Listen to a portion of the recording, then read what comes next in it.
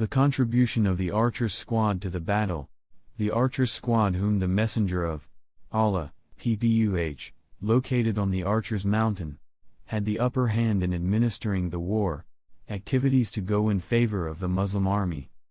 The Meccan horsemen, commanded by Khalid bin al-Walid, and supported by Abu Amir al-Fasik, had 3 times attacked the left wing of the Muslim army, with the aim of crushing it and then infiltrating into the rear to create a sort of confusion and disorder in the ranks of the Muslims and, subsequently, inflict a heavy defeat on them.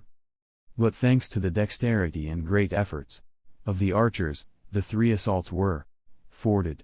Fath al-Bari 7-346, war activities went on and on fiercely with the Muslims in full command of the whole military developments, until the idolaters finally staggered and retreated, leaving all motives of alleged pride and affected dignity in oblivion, and their standard was to buy the feet of the fighters with none ever courageous enough to approach it.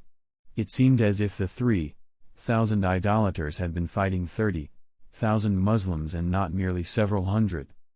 Ibn Ishaq said, "Then Allah sent down His help unto the Muslims and verified His promise to them. They chased the idolaters and evacuated them from their camp. No doubt it was a certain defeat." In a version by Abdullah bin al-Zubair that his father said, "By Allah, I was watching the servants of Hind bint Utbah and her women friends fleeing, with their garments gathered up. No one was there to prevent us from capturing them." Ibn Hisham 277.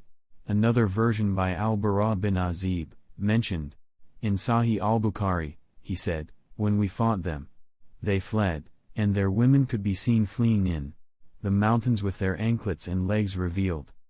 Sahih al-Bukhari 2579, the Muslims pursued the enemies, putting them to swords and collecting the spoils. The archers' fatal mistake while the small army of Islam was recording the second absolute and clear victory over the Makkans, which was no less in splendor and glory than the first one at Badr. The majority of the archers on the mountainside committed a fatal mistake that turned the whole situation upside down and constituted a source of heavy losses amongst the Muslims.